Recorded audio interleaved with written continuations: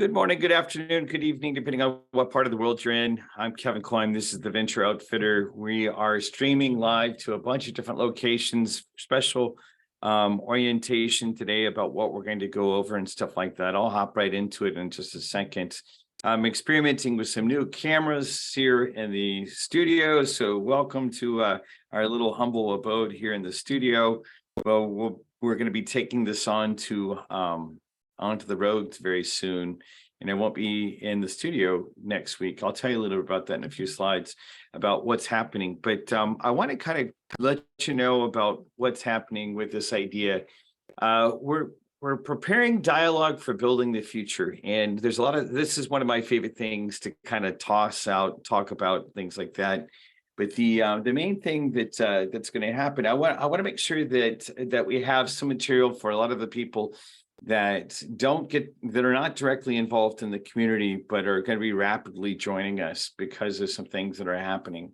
We'll talk more about that in the next few slides and go through and kind of give a view for the future and how to prepare a dialogue around that.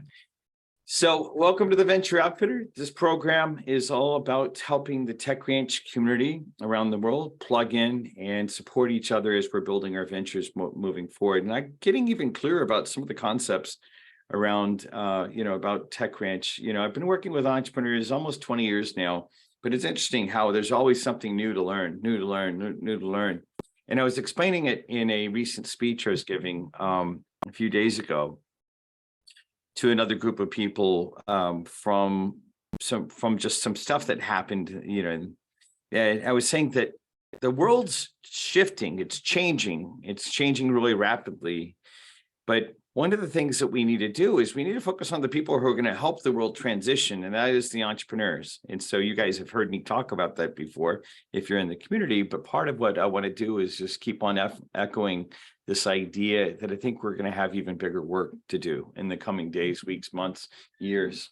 Thank you to our studio sponsor, DualWorks. DualWorks has a co-working location at 183 Mopac in Northern Austin, actually right in the middle of all the action between a lot of different stuff that's happening here. If you need something very specialized about your co-working location, offices, or otherwise, one of the great things to do is to take advantage of them.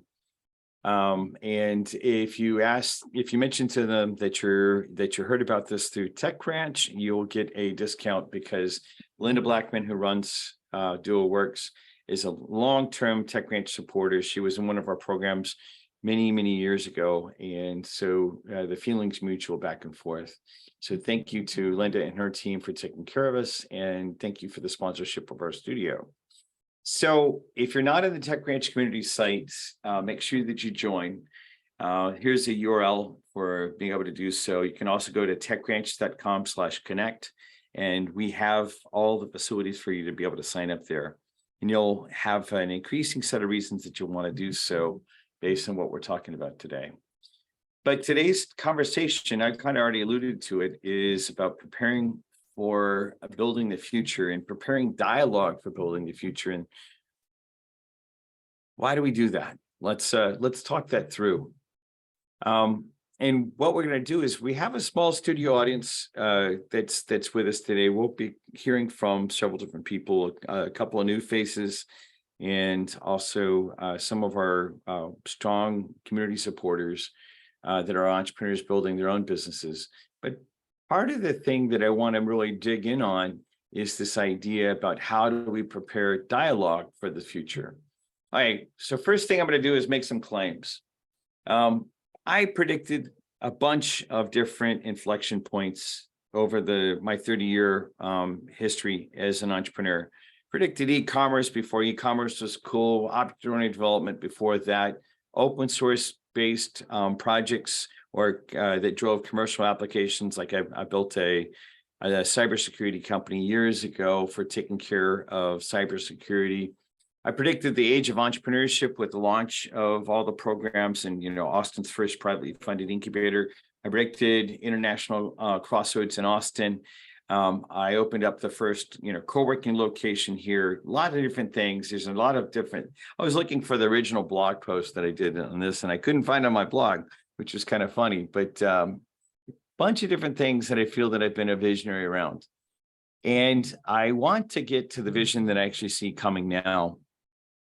But I want to first have kind of this concern. What we want to make sure we don't do is to start morning from Detroit. Detroit used to be the technology capital of the world. And then overnight, some would say around the 70s and 80s, the late 70s, early 80s, it fell into disrepair. And it went from the technology capital of the world for 60 years to kind of nothing. In fact, the highest unemployment rate in the United States in many different locations. I think there are places in Nevada that had a higher rate, but for the most part, for major cities, it had pretty high rate. During the last 20 years, we've seen Austin go from kind of being a sleepy government town that didn't have a lot of activity. A lot of us went to school here. I have an engineering degree at the University of Texas at Austin, but then, in a very short period of time, when I consider, a couple of decades, that's not a really short period of time, but it's in relatively speaking, a fairly short period of time. It's interesting how things changed. And now Austin is listed as the most entrepreneurial city in the world, right? According to a couple different reports and a couple different periodical magazines and stuff like that. So I'm not really here to argue about that, but somehow we saw some activities over the last 20 years. And I'm one of the community members that helped organize a lot of this. So I kind of claim original gangster fame for that. But the main thing about it is, I think we had some insight about how to make that happen, but we also took action. We had a lot of dialogue about it. I want to talk about that. And I kind of do it from the standpoint of family history. This is my great-great-grandfather who had, a few years before this photo was taken in 1868, had gotten off the boat from Germany and landed in Galveston. And when Texas was very much the frontier. And just speaking back to this whole idea of the frontier, this is something that we have to continually recognize is a natural part of life. It's especially a natural part of life for the place we're at now. And so I want to invoke this whole notion of the history of this type of activity in our history, in our shared history around the world. Now, obviously, this is a photo talking about the wild, wild west in the United States, but I don't mean for this conversation to be about the United States. I think it goes much beyond that. And part of the reason for that is this idea about the vision behind Tech Ranch. The vision is, William Gibson said it this way in one of his science fiction books. He said, the future's already here, it's just not widely distributed yet. The corollary that I kind of take off of this is all the world's problems could be solved by connecting the entrepreneurs to the solutions in one part of the world to the markets in another part of the world. And so out of this, we've been building all these venture bridges, tying different people together, 27 countries in the last 6 years for me. And people might ask, why is that? Well, so when we developed the Austin model of entrepreneurship, we recognized that we couldn't get the density of Silicon Valley. Silicon Valley had more density of entrepreneurial activity, but we did recognize that we could actually create more connective tissue at the time. Now, Austin activity now is fairly dense. It's interesting. There's fairly dense amount of activity that's happening here compared to what was happening when this original concept came up. And the main thing that I mean to point out about this is this idea that because we had this culture of mutual support and because we celebrated uniqueness and stuff like that, it created this really interesting place that we could work together. And through working together, we could actually do a lot of things that you wouldn't have seen before. And so for those of you that don't know what the Keep Austin Weird, it says Keep Austin Weird on the slide. Part of this is an Austin saying that originally came out of kind of the hippies, 60s and 70s in Austin, where musicians would support each other. Hippie musicians kind of settled Austin in a way. And then technology entrepreneurs like myself decided that, even though I worked in Silicon Valley for a Steve Jobs startup, I really wanted to move back to Austin because I loved this kind of culture, this mutual support, where we celebrated uniqueness. And we created this connective tissue to really support our ventures through that. Well, I think we're at an interesting inflection point, and we're going to talk about what the inflection points are. Because one of the things that happens is when we recognize inflection requires adaptation. Things are changing really rapidly, and we need to recognize this. We need to recognize how much active change has happened, even in the last, 4, 5 years since since COVID began. That's not that many years ago. And so recognizing that there's a bunch of different adaptations that have to happen because of these inflections. What are some of those inflections? So there's been a bunch of disruptions. There's been organizations like GM saying, hey, we're getting out of the gas car business, and we're going to switch by 2035 to purely electric vehicles. And in fact, electric vehicles are now being shown to be more reliable and more sustainable and more easier to manufacture. Supply chains have been broken because of activities that have been happening around the world. We have had difficulties working with China, both the Trump and the Biden administrations. Doesn't matter which one if you're American or if you're based in the US, doesn't really matter which one you believe in. Both of them actually have been saying that they want to isolate China. I mean, I want to be clear, I'm not anti-Chinese by any means, but we have to recognize that tectonic plate activities happening on a political scale because of stuff like that. President Biden has said that his policy of bringing back manufacturing to North America. When I say North America, the way I call North America, that's Canada, United States, Mexico, a bunch of the Central American countries.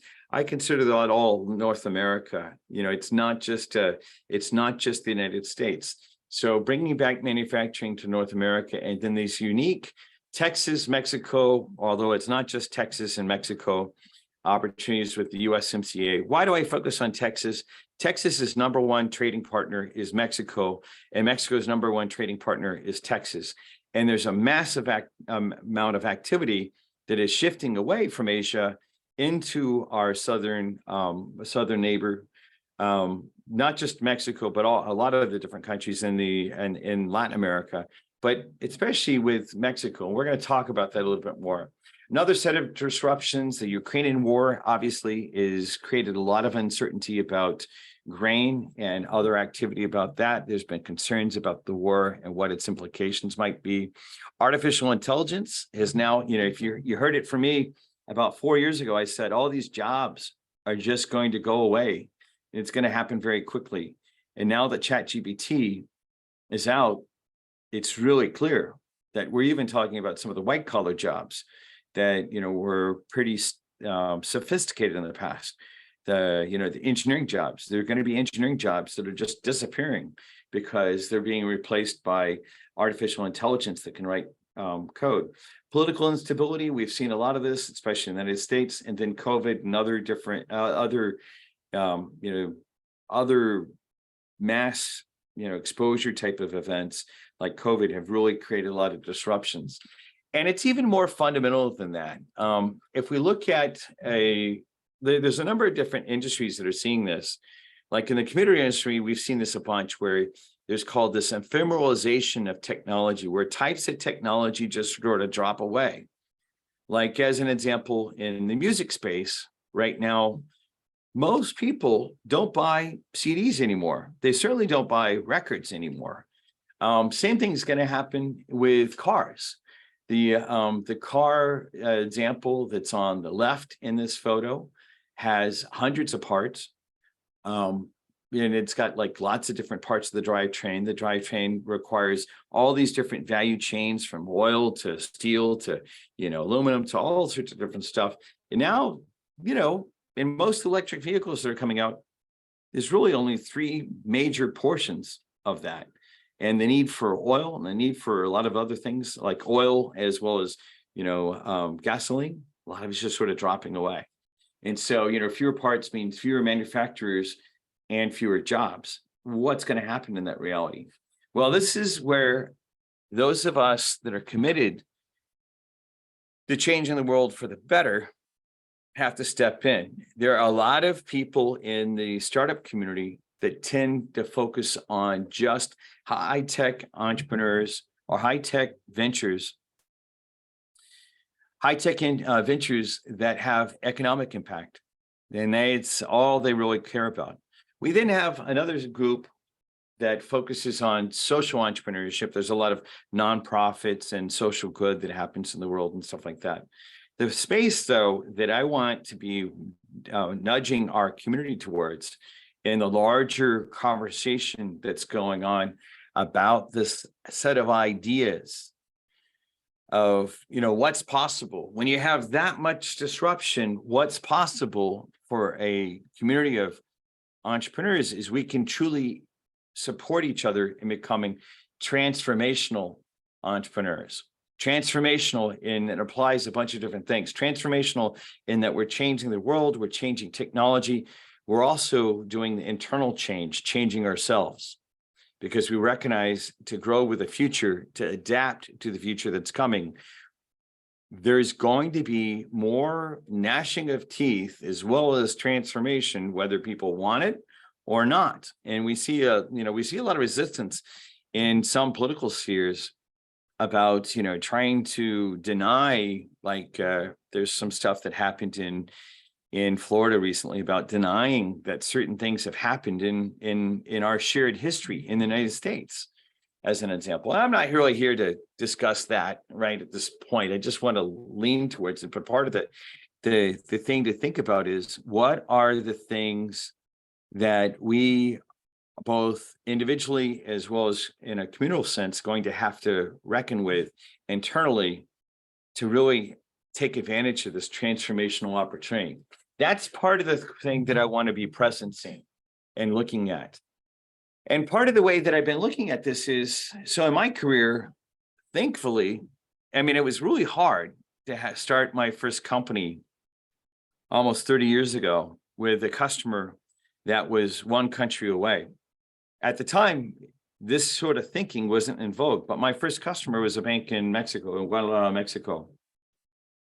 I had a really advanced piece of technology, and the technology was really great, all that sort of stuff. But the thing about it is I couldn't find the right kind of customers here.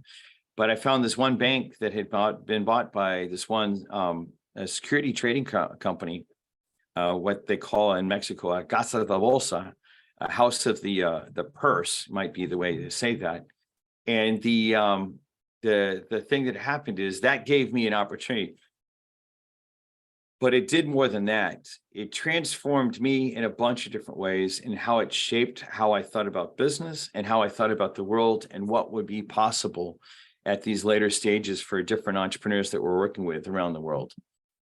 And I guess the reason I even bring this up is we're at this interesting inflection point where many of the younger entrepreneurs and younger people that are just now coming out of college, or maybe they've been, I see this in some of the younger entrepreneurs that have been in business for about 5 to 7 to 8 years.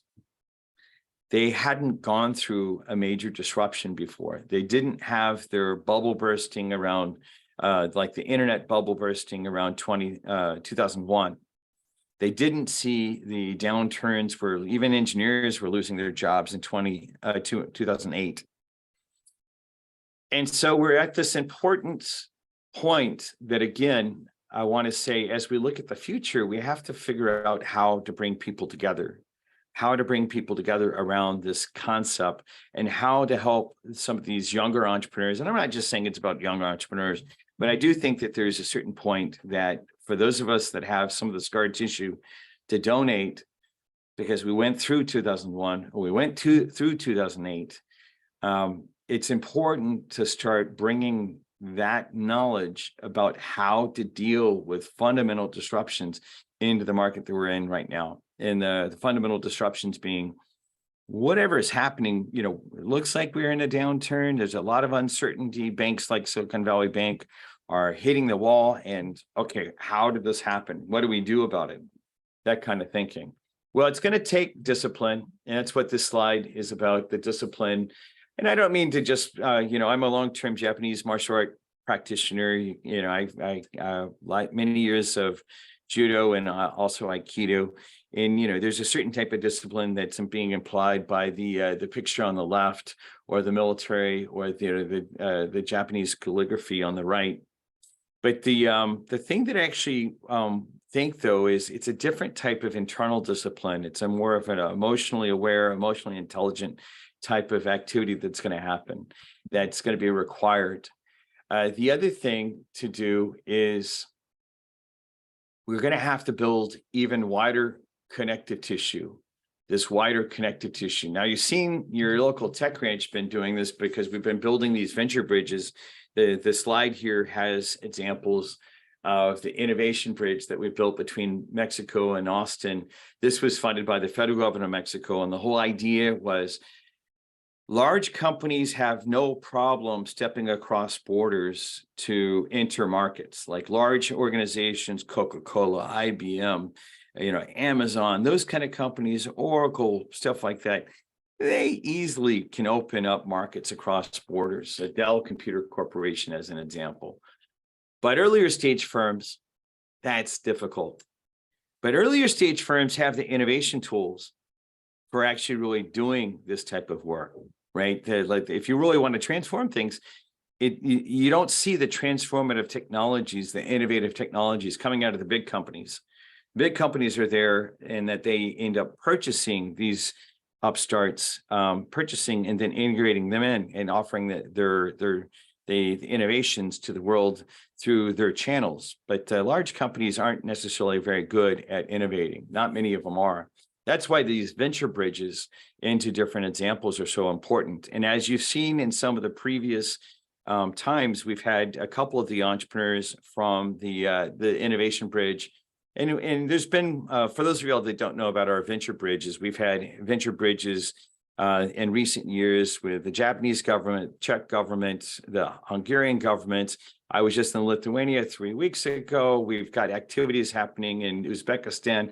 Quite literally, I was up till 11 o'clock last night, 10 to 11, talking to Uzbeks about the possibilities in Central America, following on my trip there last October. There's been presentations. I recently told you guys about work that we did, or virtual work that we did in Armenia, virtual work that we've done in Poland, different activities around the world. And certainly, as this slide still reminds us, lots and lots and lots of work in Mexico and other parts of the Americas. But the thing that's going to happen is, again, I call that we're at this inflection point. And so part of what's going to be happening over the next few weeks, starting with this next week, is to really dig in and explore at an even more fundamental level, how do we build an even more robust innovation bridge, venture bridge architecture for doing that. And we need to do it fast. As one of our studio audience actually just said, the nightmare knockout from the war in Ukraine was potash. Ukraine supplies 70% of the world's fertilizer for soil. Without fertilizer, global farm production is in peril. The time is now, right? The Ukrainian war created this issue that's affecting farming. It's affecting access to grains. I've read that hundreds of millions of people are at risk for dying because of food. Just the most simple things, not threats of artificial intelligence and other sort of stuff. It's just like not having even basic food to eat. So we've got to move quickly. And I do think that the venture bridge concept is, back to the original thing that took me to Chile in 2003. I think that this is the time is now, and it's now time to start stepping up our game even more.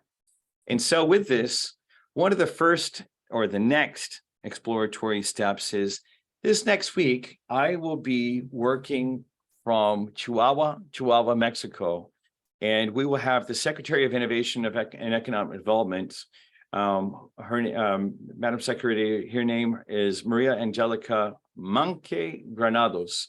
I'll have her and part of her team talking about how we can explore together these deeper relationships. Now, we're not going to just do this with Chihuahua. We're obviously already doing a lot of activity around the world, but what is represented by this next step is a step towards how can we be in dialogue. In fact, I will be on May 3rd, I'll be leading a dialogue in Chihuahua with about 200 industrialists or different businessmen and businesswomen that will, to really hear from them some of the things that need to happen in building these bridges. We're going to certainly do, just like we did in Lithuania, we'll be doing tours for looking at technology and things like that.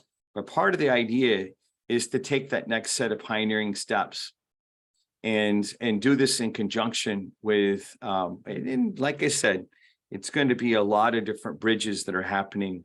I'm real excited about exploring with Secretary Granados about what's happening in her state.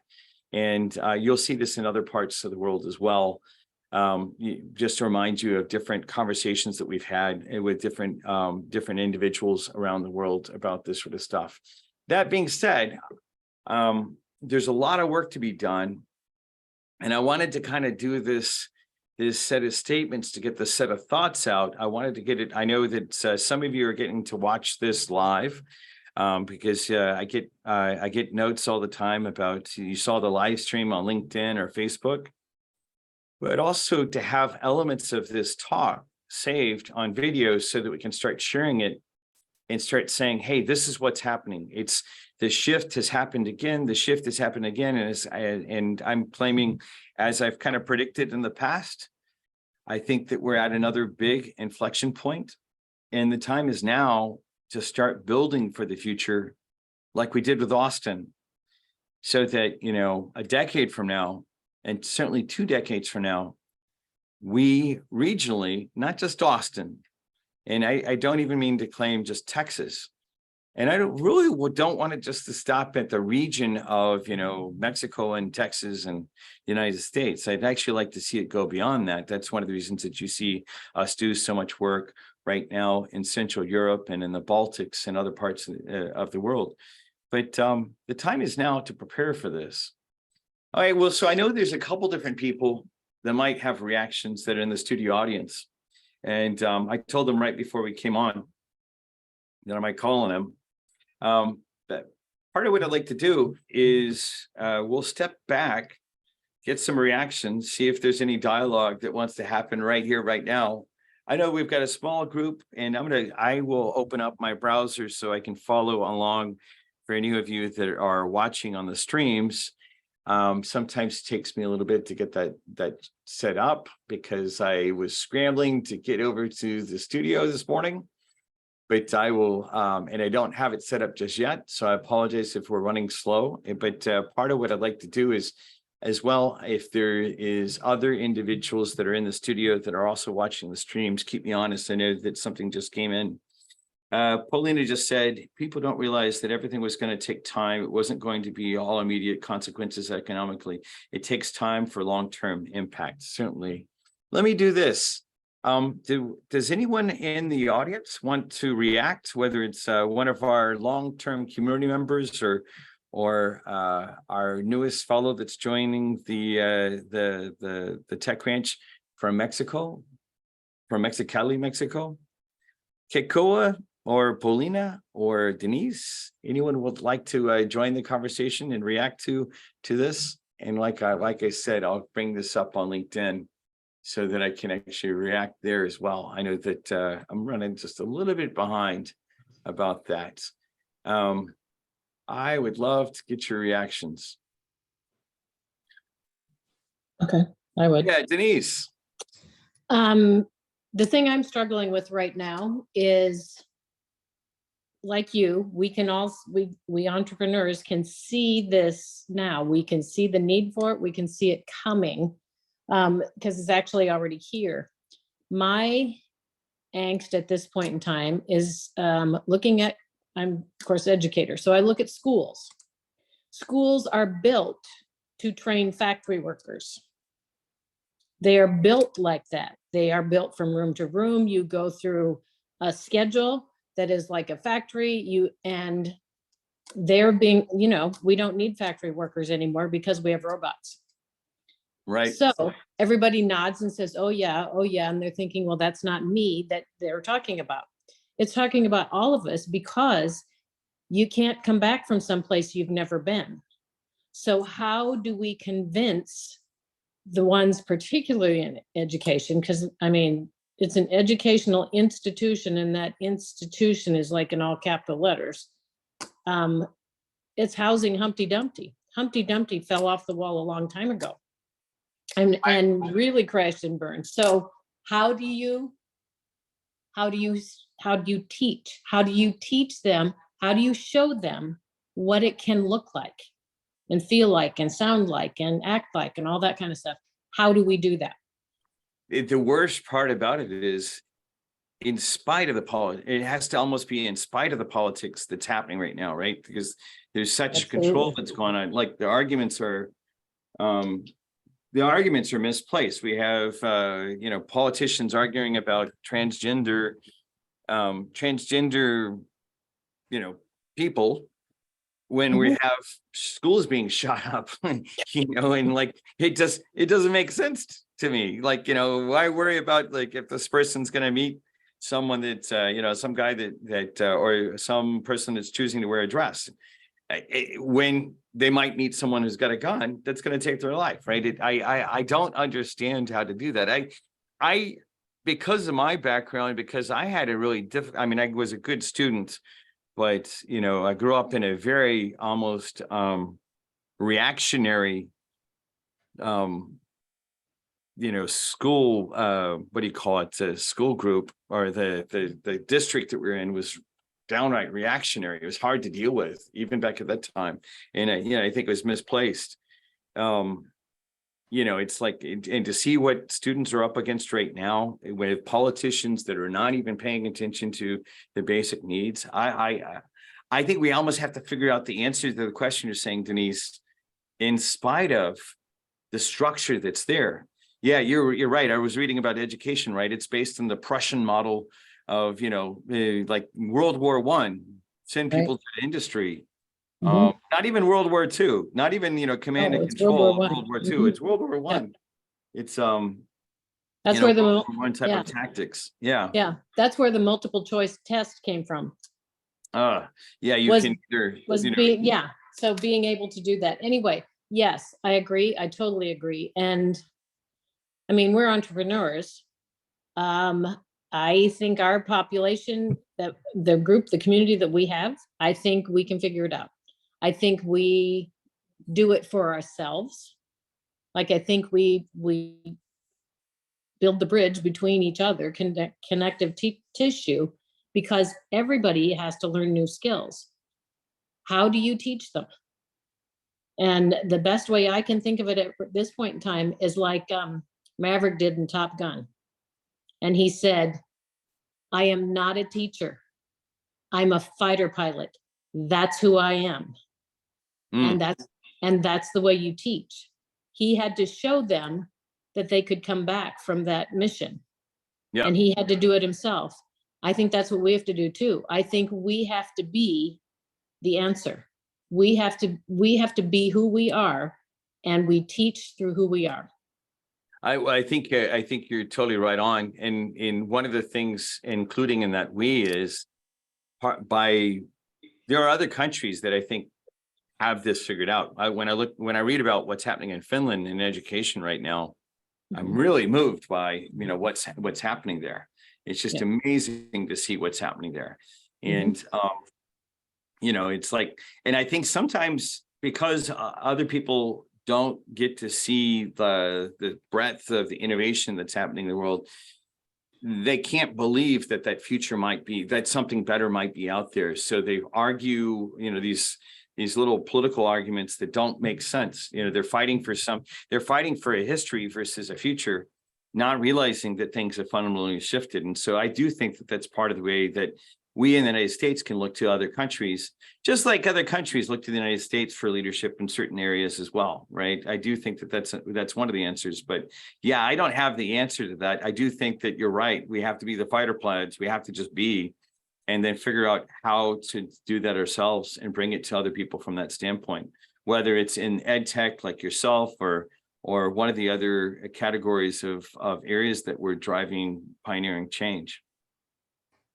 Wait, any other thoughts that you'd like to share? I see a couple different people that are about to join in, but Denise, you have to have like one other stake in the ground that you might want to plant concerning the ed tech conversation.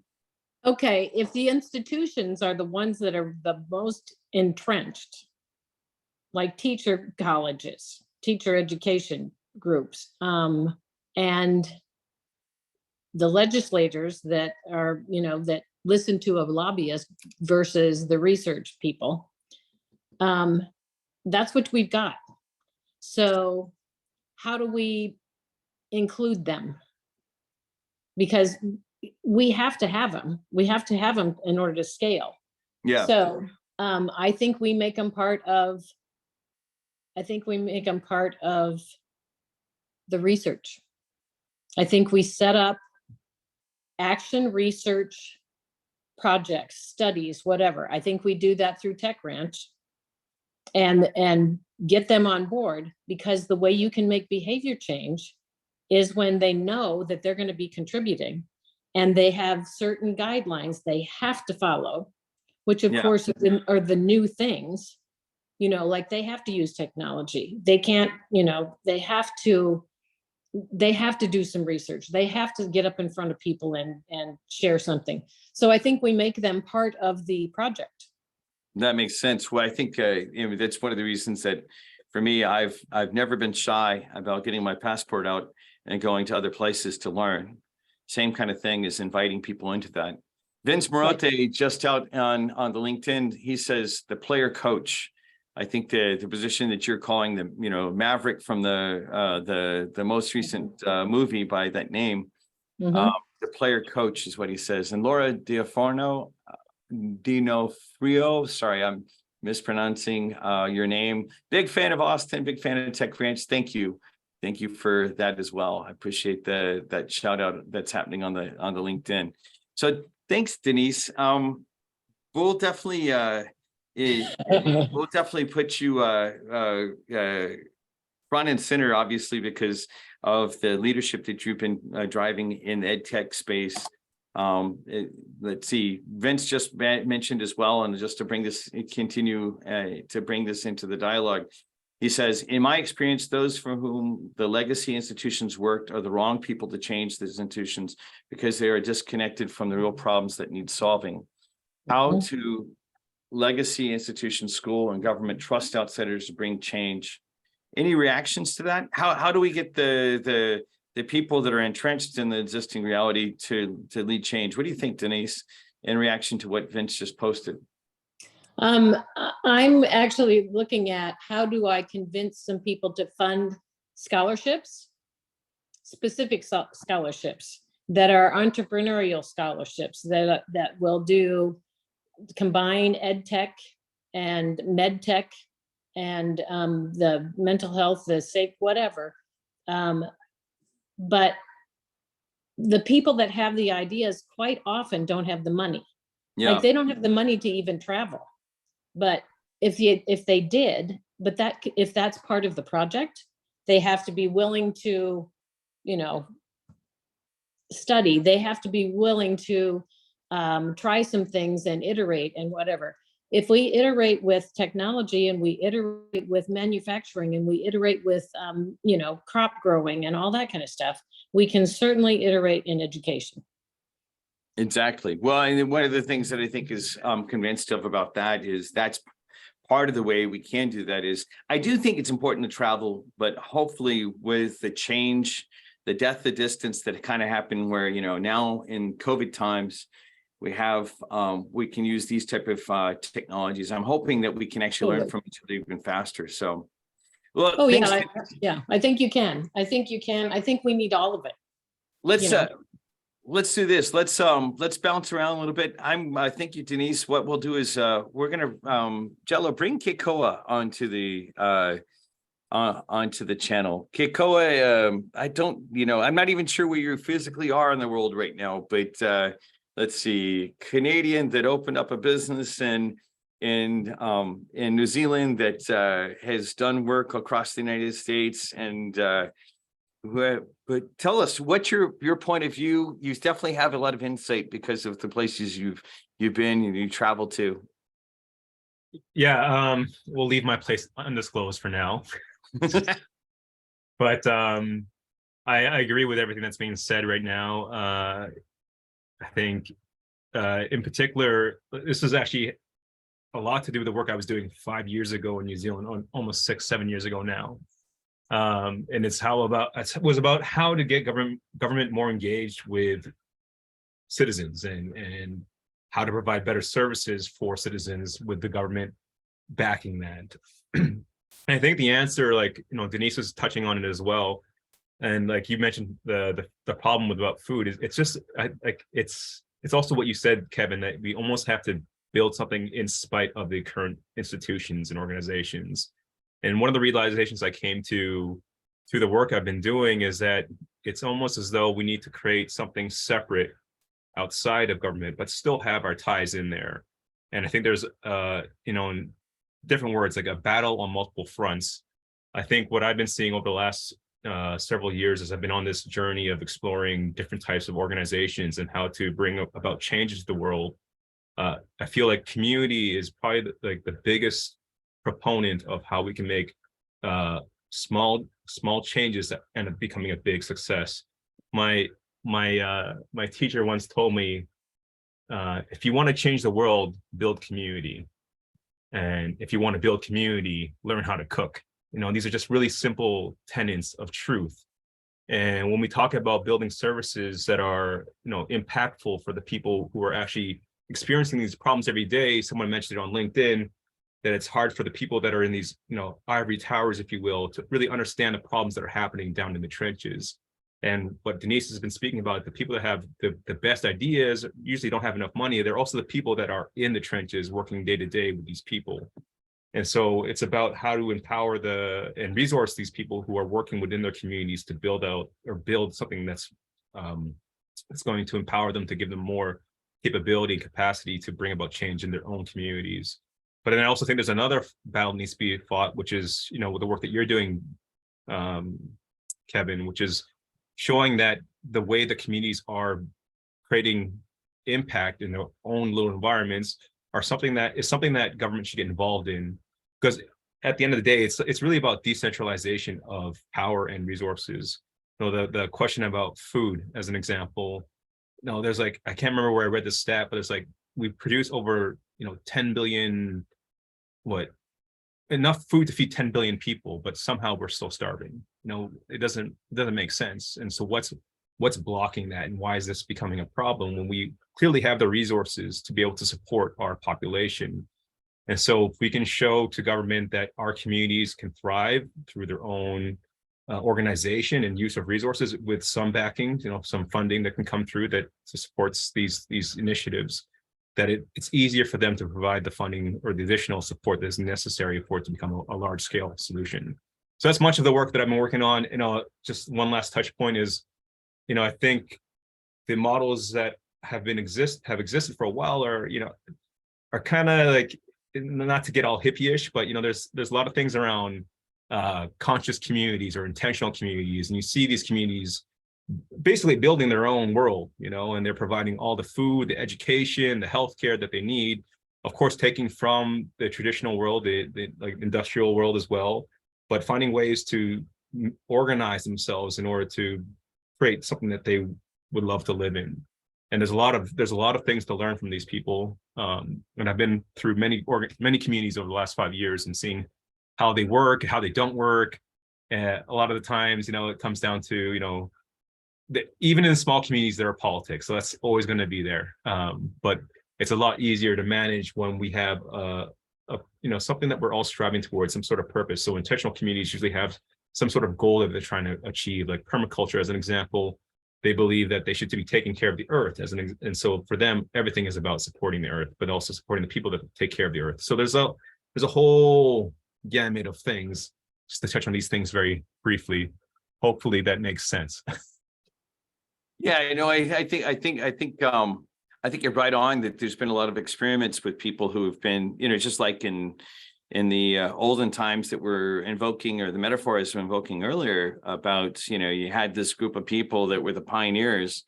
In this day and age, a lot of the consciousness communities that you're referring to are kind of like doing these pioneering steps to discovering, in some cases, rediscovering community at the most fundamental level. But that's partially what actually has to happen. And Maybe a more mainstream example, it would be Burning Man, Yeah, Burning Man. I definitely am a fan. For those of y'all that don't know what Burning Man is, there's a festival that happens in the desert in Utah that is just like, it's an amazing experience, and it's hard to imagine what it's like to be there until you've experienced it. A lot of people have a lot of judgment. A lot of people that have not ever been there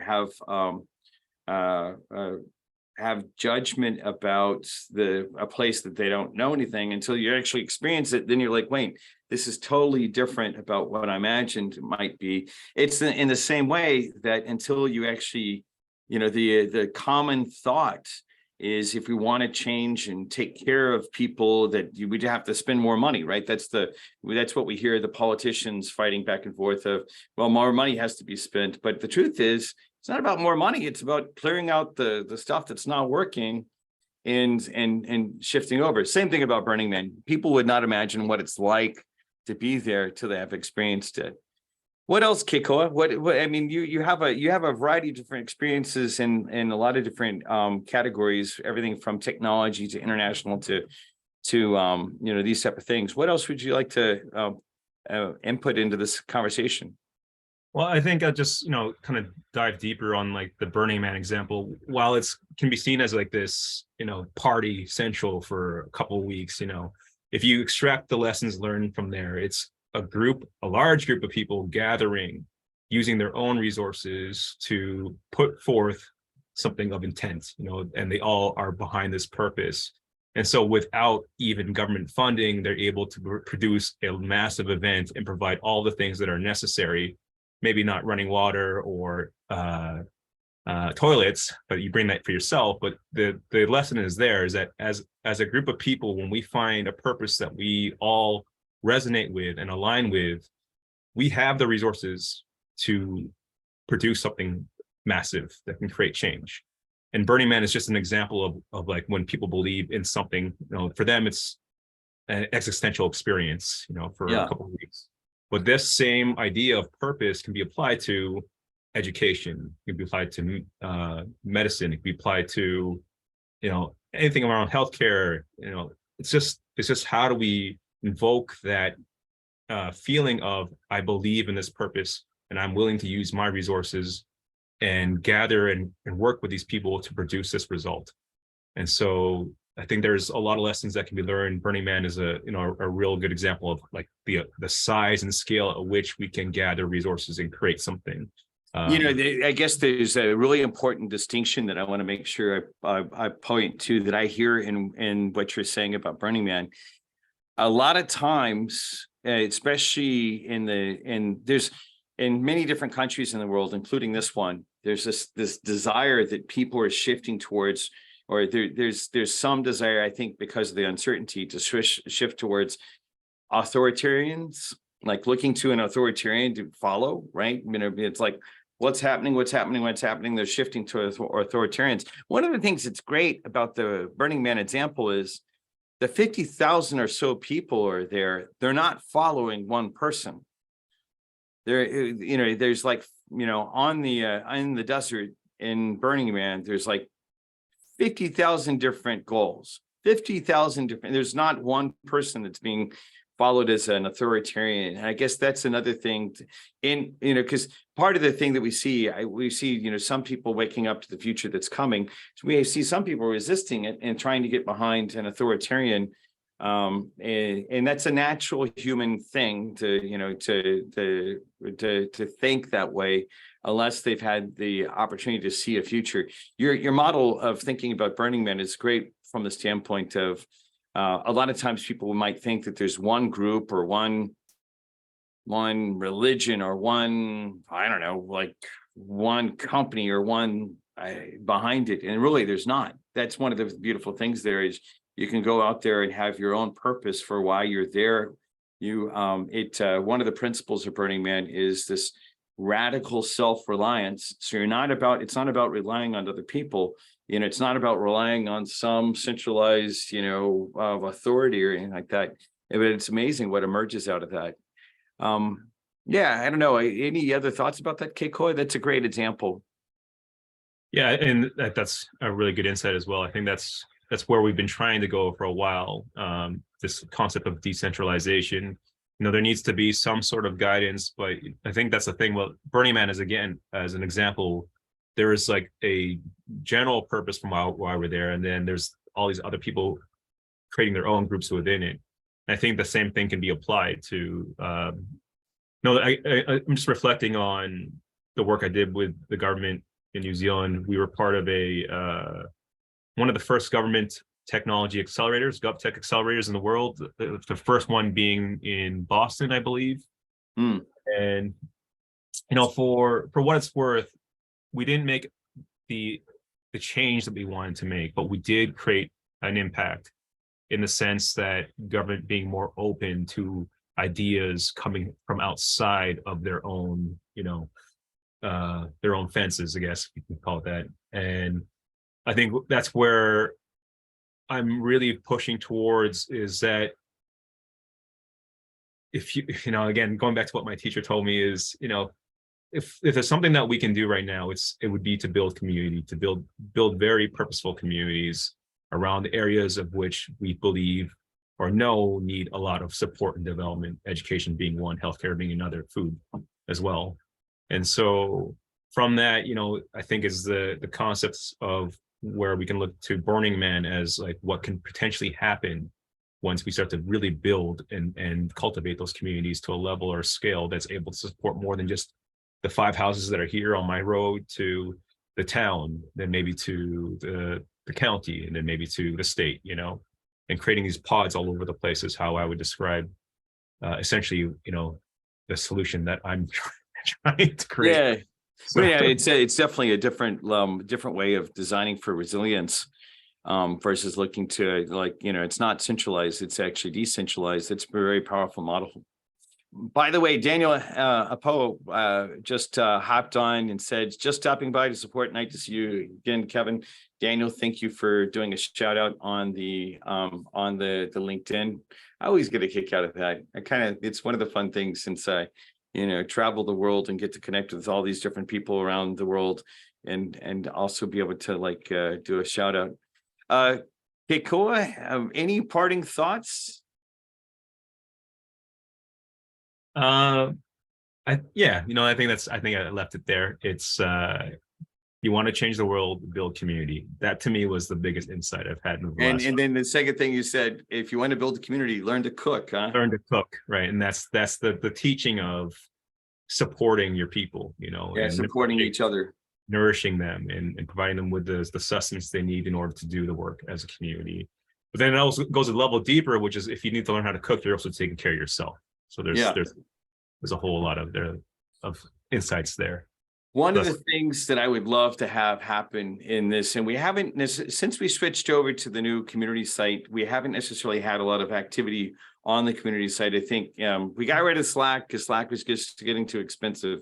But I would love, on the point that you're making, I think I just would absolutely enjoy this idea of following up around that set of concepts, that we have a follow-on conversation. We have the community site there, and I know that we're starting afresh because the Slack was really great that we had so much activity, but then it got really expensive.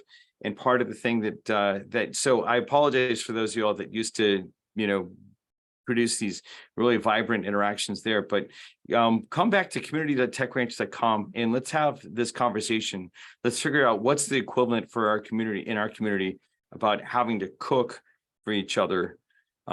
Just basically sharing back and forth around ventures, whether it's like whatever the internal conversation that you're up against is, or hey, you're looking for customers, that those are all appropriate conversations, because part of together we can build that safety net that many of us in many different countries, not just the United States, I've seen this happen in many different countries, where the difficulty about being an entrepreneur is that you don't have that community, you don't have that support. And so that's partially what we need to be invoking with each other, and building community with each other.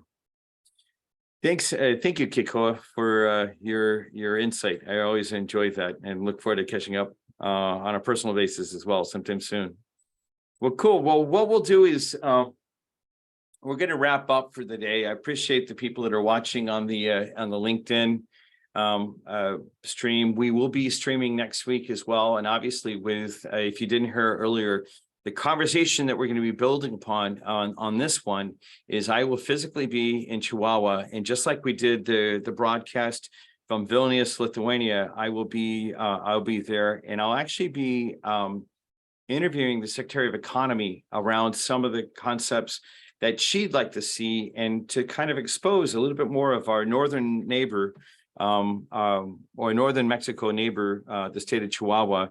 For those of you all that don't know my background with Mexico, I've spoken in 23 different cities in Mexico. I've used to live in Guadalajara years ago, big fan of the country, and real excited to get to go back. And part of what we'll be doing is we're going to start laying down some of the foundation for the conversations that come to really take this to a whole different level, right?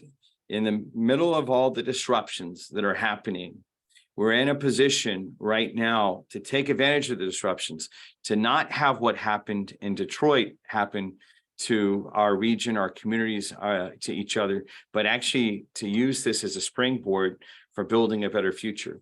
So with that, I'm going to bring back the slides and show you one slide that I think is important. I used to invoke this image a lot. What is the image for those of you all that are just listening in on the podcast? The image is an image of a Conestoga wagon train.